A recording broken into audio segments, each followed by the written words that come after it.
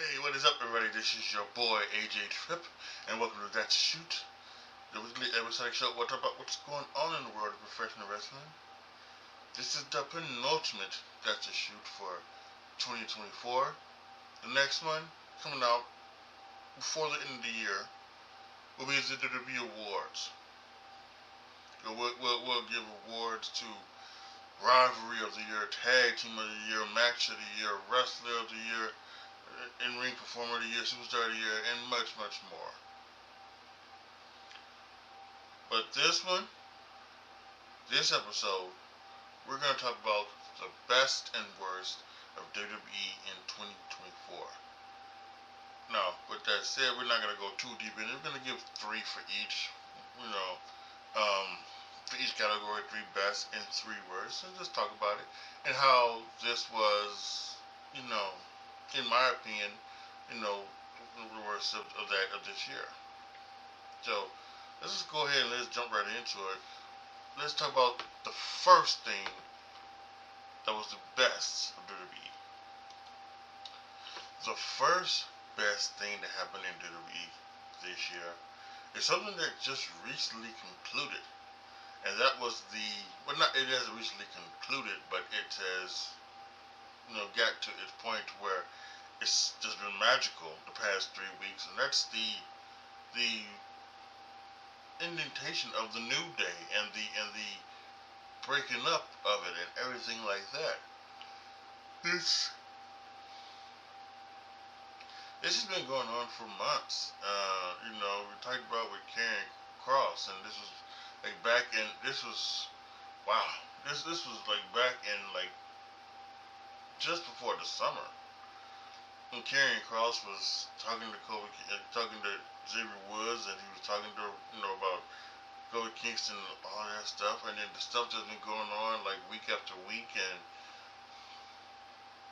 it took us down a tremendous road to the point where we were like, what is going to happen with this? Who is going to turn heel? And they were waiting for the 10th anniversary of the New Day, and I don't know if that was exactly December 2nd or not, but it was announced for December 2nd. But the week before was that might have been best segment out of all of them. Just truly an epic thing where they first off get squashed by American Alpha. I mean, in a true type of squash type of thing. And the thing is, you could do that with them and they'll get over. And sometimes that tells a great story. Getting squashed tells a great story sometimes. And this was this. They get squashed by the Alpha Academy. And I may have said American Alpha earlier. It's the Alpha Academy. And they go there, and they're walking back, and the camera's walking with them, and they're talking, and then they just start throwing bows at each other. Me and Eden, we never let you do anything because you're too much of a hothead, and all these things, and you got we helped you with Kofi Mania, and you pissed it away in 6 seconds on the platter to Brock Lesnar.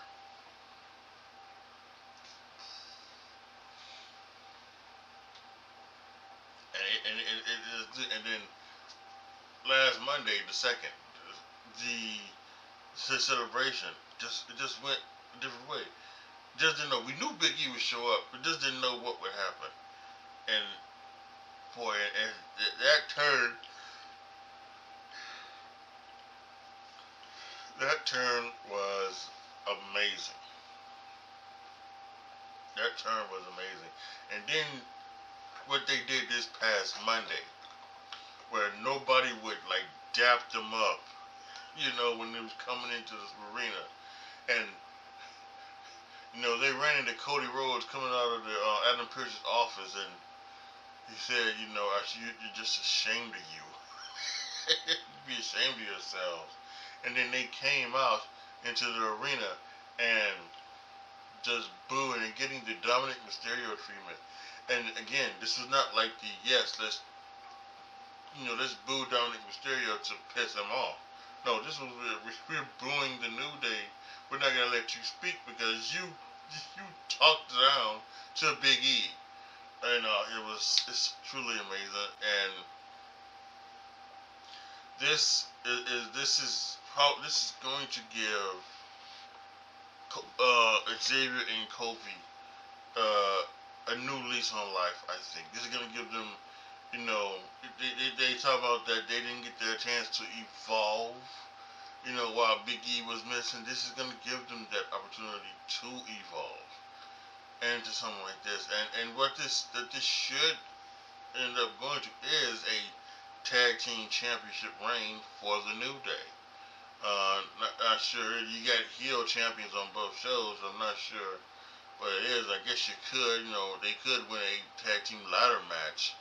At WrestleMania or something like that. But we'll have to see. But this is going to be incredible. They also could have done it in a way where they went and they joined Big E, and Big E was gonna be their manager, and they could have still done everything to then get a title match, and then lose, and then turn on Big E after the title match. But I think this one was just great because you didn't expect it. People would have been looking for it if it happened the other way, but I don't know if they were looking for it this way. Truly amazing. So yeah, the New Day storyline just really because of these 3 weeks was just really one of the best storylines this year and one of the best things in WWE in 2024. What is one of the worst? The first worst thing is coming up. The first worst thing, Roxanne Perez as a heel. I'm sorry. It has not gotten over with me at all. I'm sorry. I think the heel turn is just one of the maybe it makes sense to try it, but it's just gone on way too far, gone on way too long, and again I'm guessing that she's going to lose finally to Julia at New Year's Evil, and then at some point maybe do something, and then come to the main roster as a hopefully at that point she has a heel turn, she has a face turn, and it comes back to being a baby face. Because as a heel, it's ridiculous. It just is. She's 5 foot nothing, 85, 90 pounds, and she doesn't cheat at all. Really, she rarely ever cheats to win. And if you're gonna be a heel and be that smart, that's what you gotta do. Because you shouldn't be able to be beating big wrestlers bigger than her. After WrestleMania, she had a one-time thing on Monday Night Raw. She faced Indy Hartwell. She's in 5 foot nothing. Indy Hartwell is 6 feet tall, and beat her. No.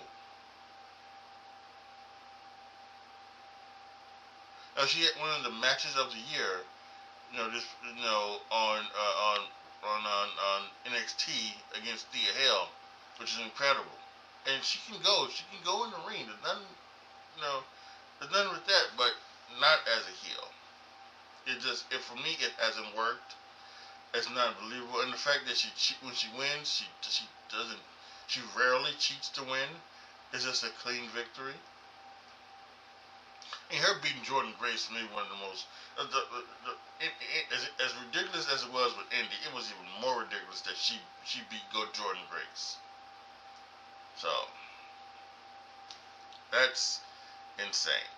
So yeah.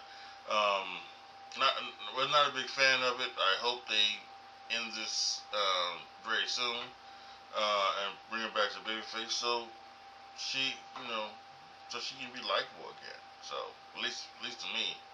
So yeah, one of the worst things in WWE 24 was Roxanne Perez's heel run. But I mentioned Jordan Grace. Maybe she has something to do with this one of the second best things in WWE 2024. Let's find out. Second best thing about WWE 2024: their working relationship with TNA.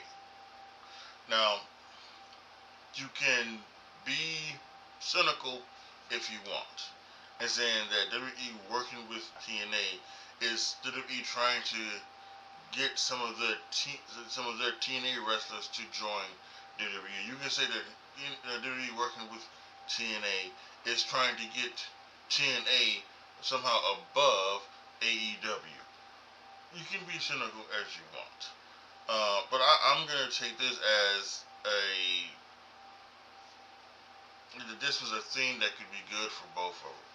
Now, admittedly, the WWE has not done too much on TNA. I think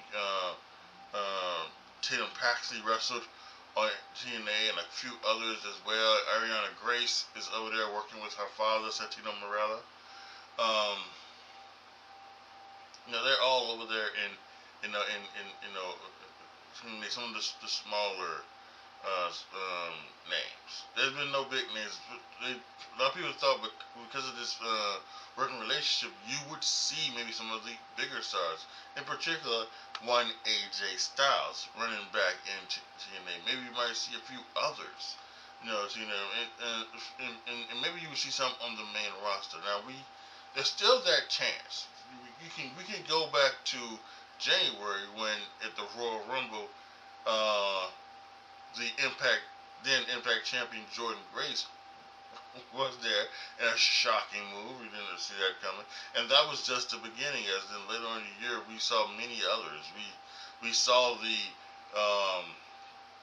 Joe Hendry run, when Joe Hendry had his big thing in wrestling, and he was, it was a superstar making, all because he was everywhere on TikTok. His song over in the UK, was like went to number one on the charts.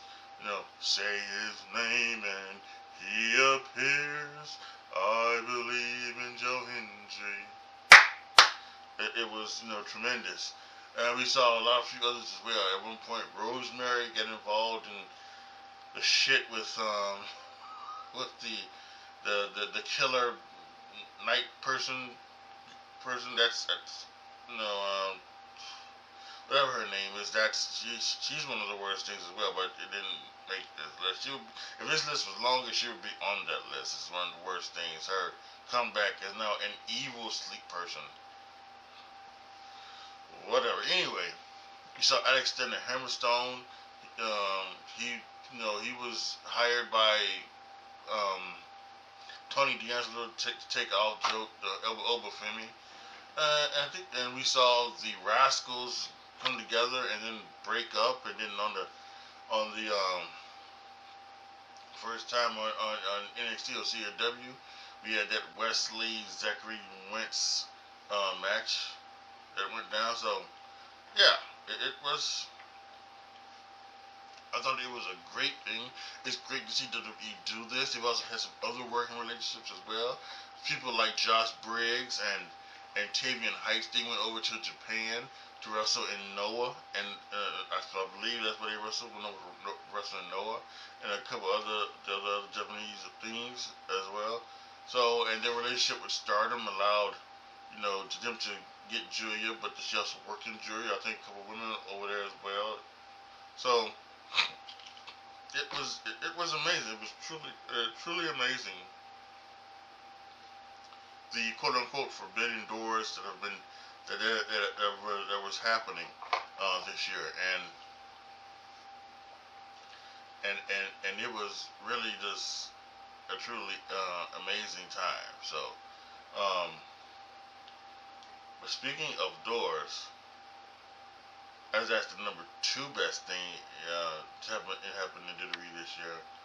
The number 2 worst thing that happened was a door not being able to close on the past.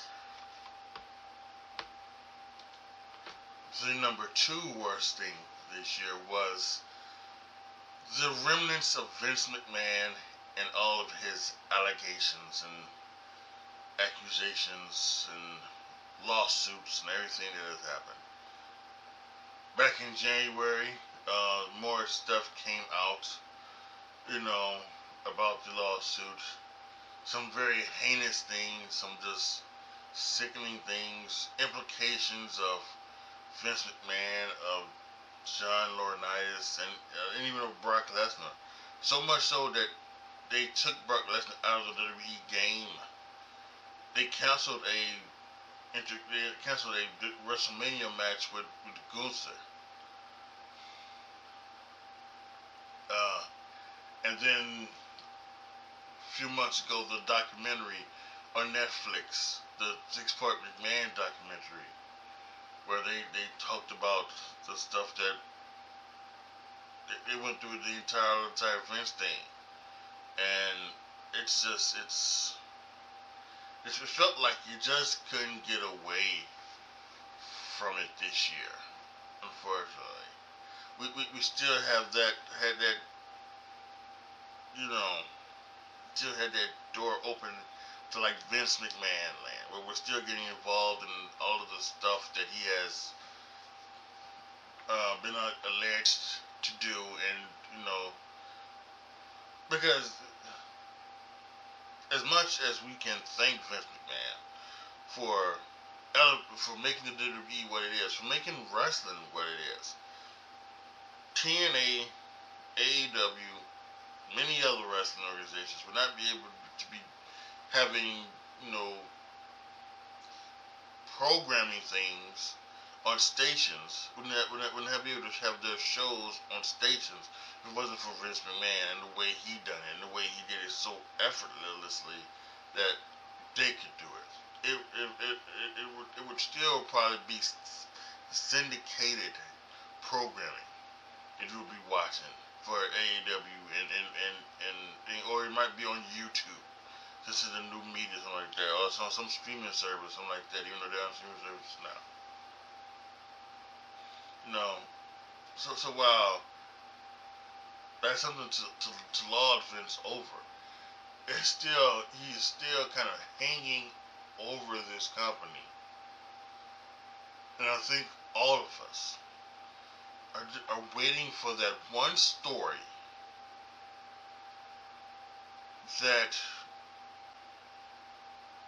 you just can't, you just can't, you can't look past, and you have to talk about it, and you have to legitimately ask yourself, is it even worth WWE to even be talked about Vince McMahon? Would you even have to maybe change it because WWE was a Vince thing? Would you have to change it so that the name of the company has nothing to do with Vince? Are we gonna find something out that bad? And there's a possibility that you could. Certainly, there's a possibility that you could, and that would suck. Because I even think right now, even with this, all this stuff hanging over the head of the WWE, if Vince were to pass, unfortunately, knock on wood, I still think that you would have to, do the thing where you talk about him and you laud him for the thing and thank him, and you give him the 10-bell salute and all of that, put him in the Hall of Fame.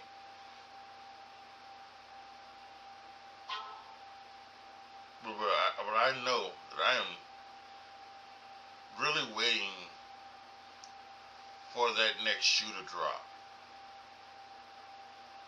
Because from what you get from that McMahon documentary is that there's a possibility that there are more shoes to be dropped coming. And that's a scary situation. So, yeah.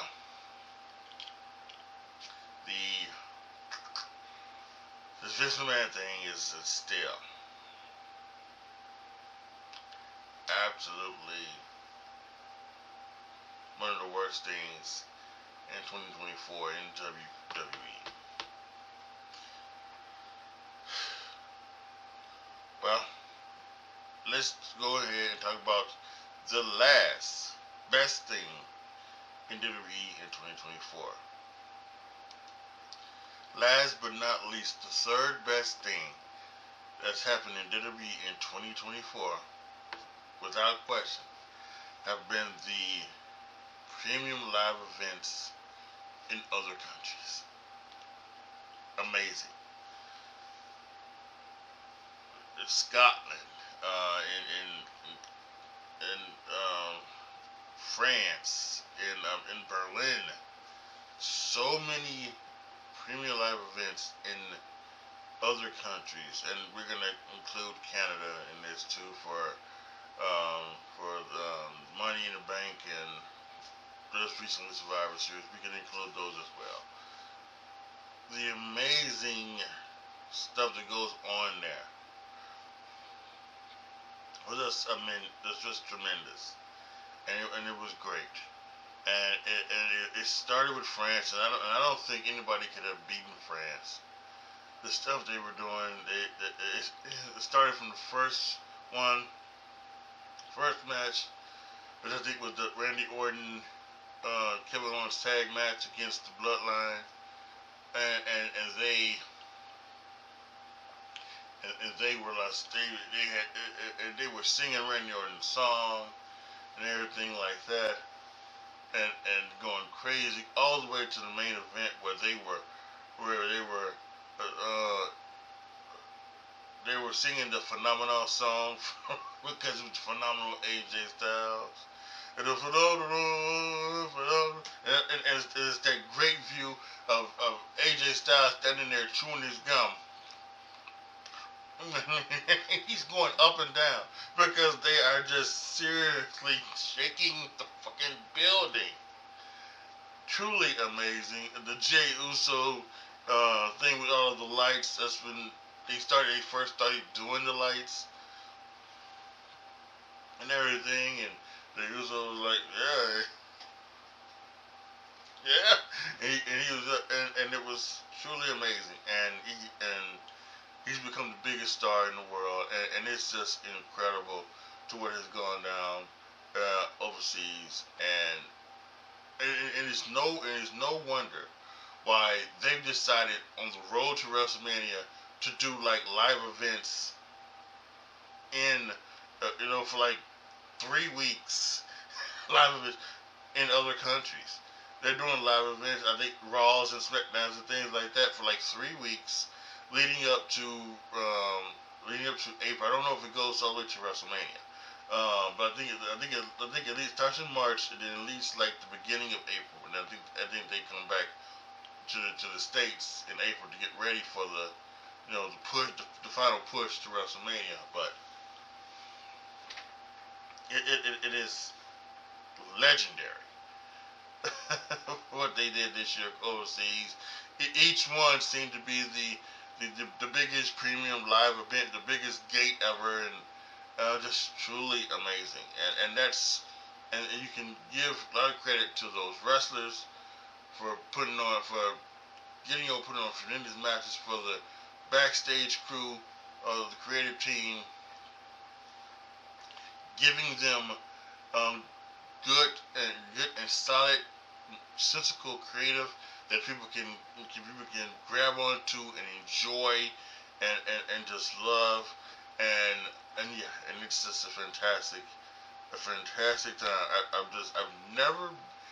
I lived through the Attitude Era, And there's part of me that doesn't even want to say that, nothing is better than the Attitude Era, because when you come out of an era with the two of the biggest stars in wrestling history, in Rock and Stone Cold Steve Austin, the legendary Undertaker, and Mick Foley and Triple H and Kane and Eddie Guerrero and so many others that came from that Attitude Era. This right now, what they've been on since 2023, since early 23 January of 2023.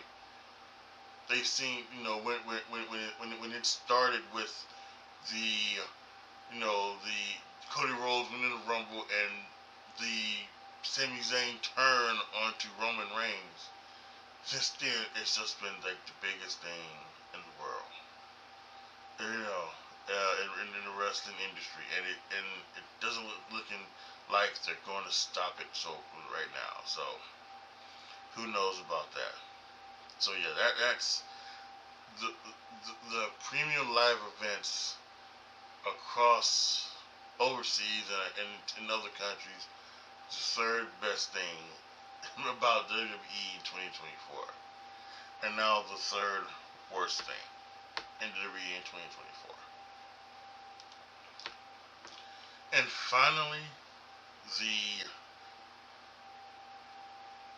third and last thing that's been worst in the WWE in 2024, the Wyatt Six. Yeah. And listen, I do this, obviously, I do this with no disrespect to Bray Wyatt and the family of Bray Wyatt. But I'm just, again, just like maybe like the Roxanne Perez heel turn, I'm not too much into it. I really don't. I mean, the first night was really ridiculous. Especially depending on where they were then to where they are now, right? Because you had Chad Gable. Everybody thought Chad Gable had a bullet put in his head. Thought he was dead. Everybody was beaten up. There was blood flowing all over the wall and everything like that. And then they came out, everything like that. And listen, you can. And when they first started to do things, it was spooky. You can maybe not say it's spooky, but it's spooky. When you have to bring out the dry ice machine, something is trying to be spooky. That's what it's trying to be spooky. And it just, for me, it just never hit. Really, it just never hit. It, I would have been a lot more into this if it come out and they did this, and they each came out and just said that this is without absolute, there were no question, this is a tribute act to Bray Wyatt, and we are coming out and we are doing this as a way to say thank you to Bray. But that's when I come and say thank you to my brother for being this kind of creative mind, unlike any other. That we're going to see, we're going to do our best to see his vision through as best as we can. And that's something that is different, and I would be okay with. Okay, that makes sense. But they're like doing this to like what? To get at people who breaks up families and something like that. It just isn't. It isn't. It's insane, I think, and it's just, and people are trying to be like, act like they're scared of them, and they're kidnapping Miz, and Nikki's jumping Scarlett in the back of the room, and So it's I don't know. I was surprised, but very pleased this past weekend, this past Monday, to see that the Final Testament got a victory over the Wired Six. Because Alpha Academy didn't. They didn't get a victory over, not Alpha Academy, but Alpha American Made. They didn't get a victory over Wired Six at all. Not one victory at all. So I'm good to see the Final Testament got a victory. Maybe see how it goes, because maybe that can give you more of a thing. You know, they lost a feud to the Final Testament. How does that make them feel? How does that make them feel with what they're trying to do for Bray? That could be some good character work. So I hope that continues on. But yeah, I just still I'm just not into it. And this is like one of the few things that I'm just not into, and I just don't.